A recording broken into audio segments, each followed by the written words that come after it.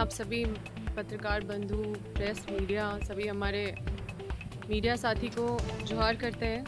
आप सभी को तहे दिल से धन्यवाद देते हैं कि समय समय पे आपने हमेशा हमारे प्रेस कॉन्फ्रेंस को या हमारी बातों को बहुत प्रमुखता से चलाया है। आज मुझे यहाँ पे आना पड़ा क्योंकि देखिए, लगातार देख रहे हैं कि हज़ारीबाग के माननीय श्री सांसद महोदय मनीष जायसवाल जी या फिर बड़कागांव के जो विधायक है श्री रोशन लाल चौधरी जी, मतलब अपने काम के बारे में बताना छोड़ के हमारा नाम को केंद्र बिंदु बना के, हमें केंद्र बिंदु बना के हमारे बारे में ही बात करते रहते हैं। यहाँ पे विधानसभा से निकलते हैं तो अम्बा प्रसाद के बारे में बात करते हैं। अब सांसद महोदय भी 2 दिन पहले मेरा नाम लेके प्रेस कॉन्फ्रेंस की और ऐसा बात कर रहे थे कि मुझे हंसी आ रहा था कि एक जनप्रतिनिधि, ऐसे जनप्रतिनिधि को लोगों ने चुना है।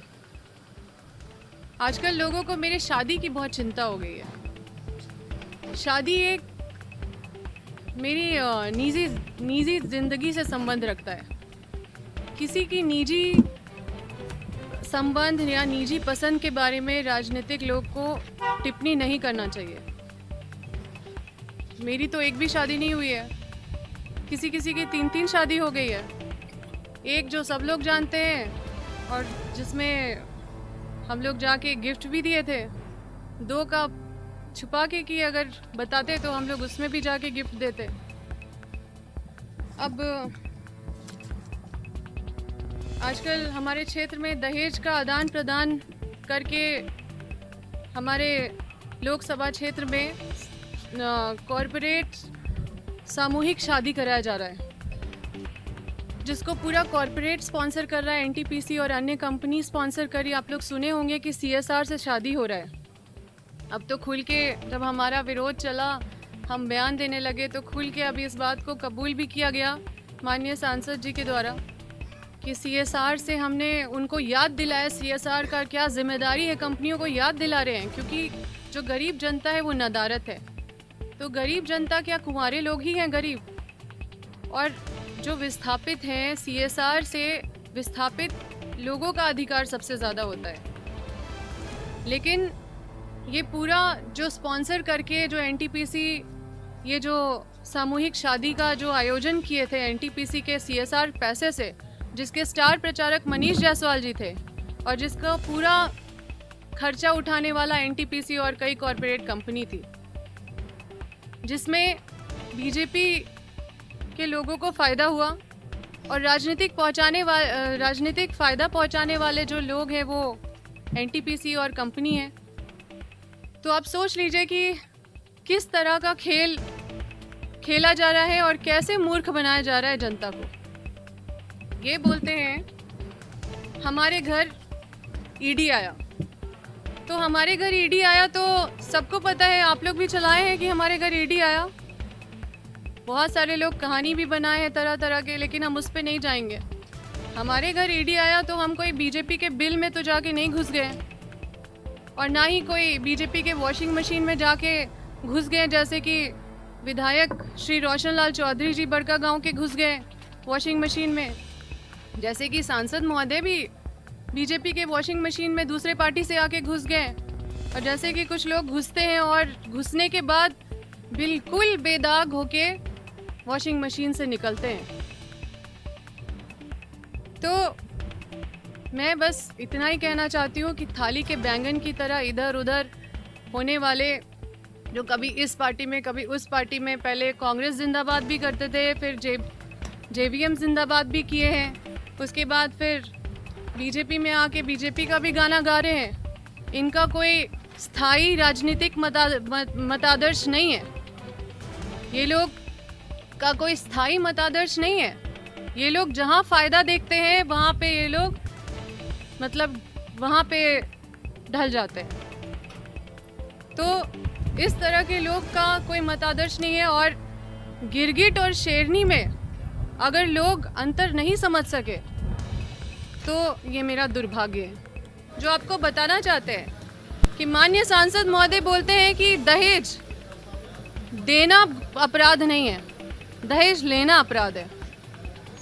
आप सोचिए, डाउरी प्रोहिबिशन एक्ट के तहत जहाँ तक कि मैं कानून को जानती हूँ, दहेज देना भी अपराध है और दहेज लेना भी अपराध है।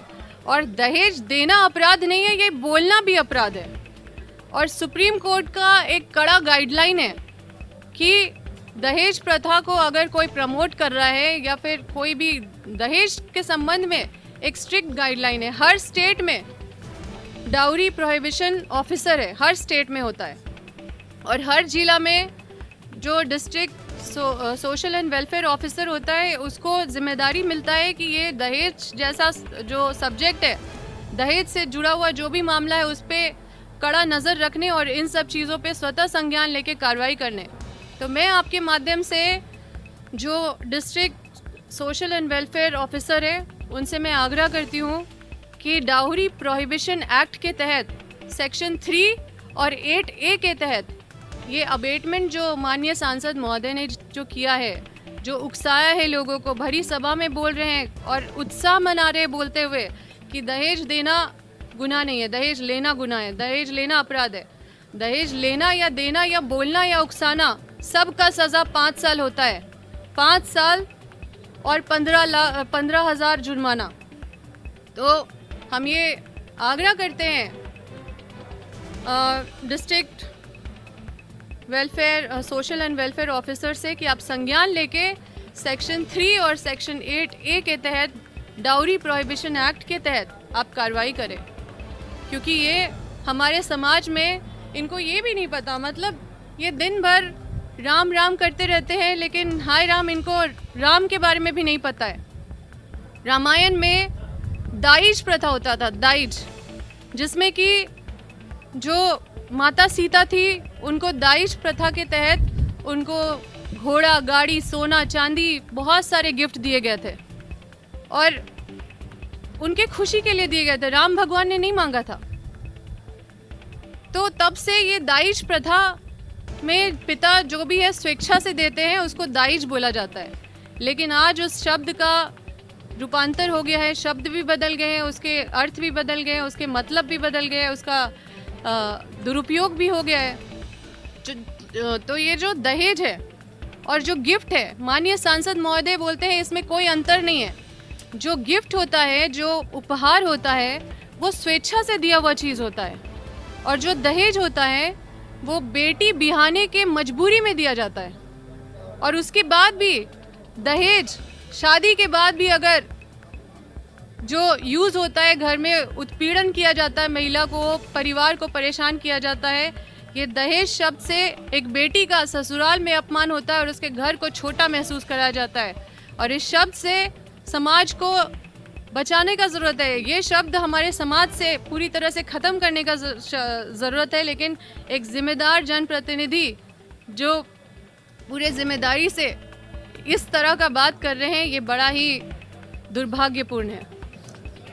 तो मैं एक और बात कहना चाहती हूँ कि हमारा जो नाम ले लेके माननीय विधायक जी बोलते रहते हैं कि हम नौटंकी कर रहे हैं, हमारा आंदोलन नौटंकी है, तो ये अपने बारे में बताए कि वो क्या था जो छाई डैम में आपने वहाँ खड़ा होके एनटीपीसी का काम करवाया और वहाँ के विस्थापितों को आपने ये बोल दिया कि हम एक नियमावली बनाएंगे जिसमें 60 साल नौकरी देंगे, और उसके बाद सांसद विधायक ने साइन करके एनटीपीसी का काम शुरू कराया और आज तक लोगों को कुछ नहीं मिला, बस धोखा के सिवा।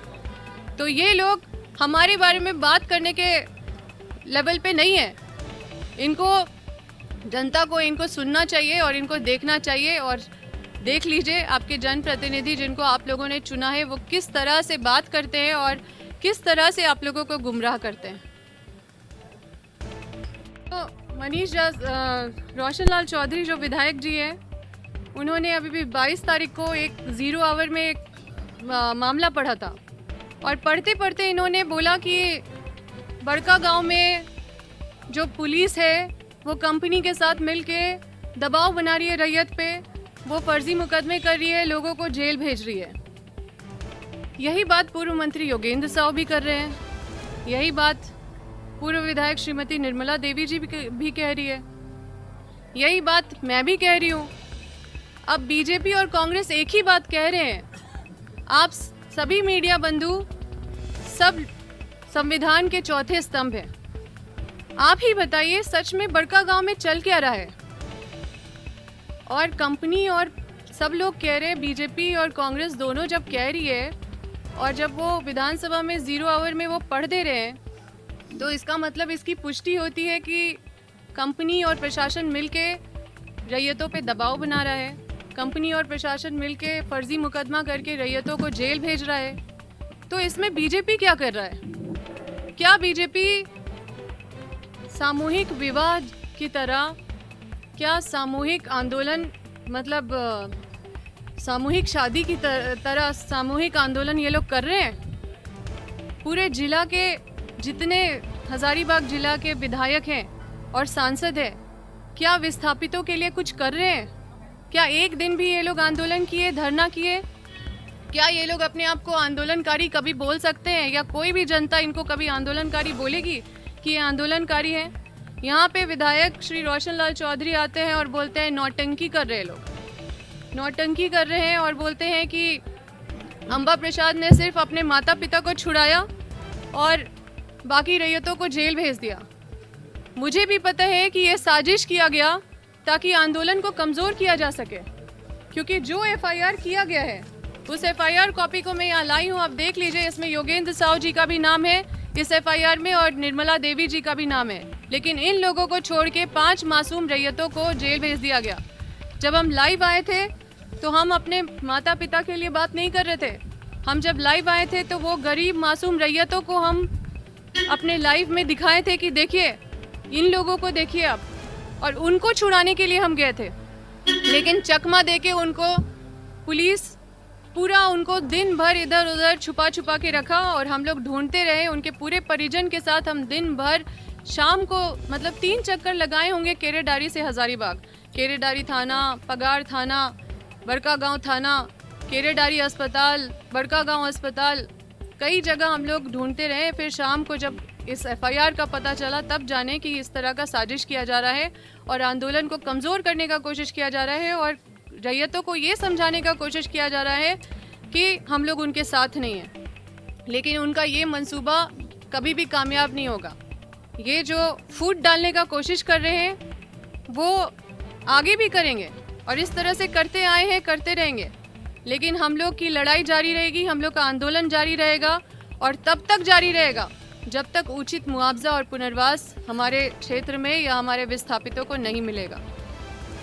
आप लोग सुने होंगे प्रेस कॉन्फ्रेंस में माननीय सांसद महोदय बोल रहे थे कि पूर्व मंत्री श्री योगेंद्र साहू जी अपना ज़मीन के लिए या अपना ज़मीन के लिए या फिर अपना फैक्ट्री के लिए मुआवजा मांग रहे हैं। वो तो कब से आंदोलन कर रहे, कितने सारे कंपनी को भी भगाए और हमको लगता है 3 साल भी नहीं हुआ उनका जेल से आए हुए, 7 साल वो जेल में भी रहे, राज्य बदर भी हुए।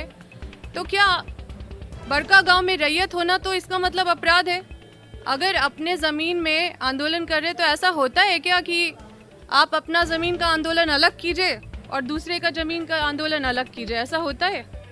तो अगर वो 2013 का कानून का मांग कर रहे हैं कि 2013 कानून का पालन करो, तो पालन होगा तो पूरे प्रोजेक्ट में होगा। एनटीपीसी पूरे प्रोजेक्ट में ये पालन करेगी, ना कि सिर्फ उनके ज़मीन में पालन होगा। हम ये कहना चाहते हैं कि माननीय सांसद महोदय को ये बोलना पड़ता है जब उनके ऊपर आरोप लगता है कि वो झारखंड के नहीं हैं, वो जुगरा के हैं, तो उनको आके अपना साबित करना पड़ता है कि नहीं हम यूपी के नहीं हैं, हम जुगरा के हैं, वहाँ पे मेरा खतियान है, वहाँ पे मेरा ज़मीन है, मेरे बाप दादा का है, ये है वो है। तो हम ये पूछना चाहते हैं कि क्या आपका खतियान है वहाँ पे? क्या आप मतलब वहाँ पे आपका जो है ज़मीन जो खतियान है वहाँ पे एनटीपीसी अधिग्रहण आपका ज़मीन का अधिग्रहण किया है? अगर एनटीपीसी आपका ज़मीन पे काम कर रहा है तो क्या आपको उचित मुआवजा मिला? आप बोलते हैं हम उसके लिए नहीं गए, मेरा भी ज़मीन पे एनटीपीसी काम कर रहा है। तो आपको उचित मुआवजा ले लिए या फिर उचित मुआवजा नहीं लिए, समझौता कर लिए? तो अगर आप समझौता कर लिए तो आप कैसे पब्लिक के लिए लड़िएगा? आप तो सीएसआर का पैसा और कंपनी का पैसा से आप अपना ब्रांडिंग करा रहे हैं। तो कई सारा चीज़ है जो हम ये बतलाना चाहते हैं कि इन लोगों को आपको सुनना चाहिए और इनके आसपास बैठे हुए लोग जो हंस रहे थे इन सब बातों पे, उनकी हंसी पे आपको गौर करना चाहिए।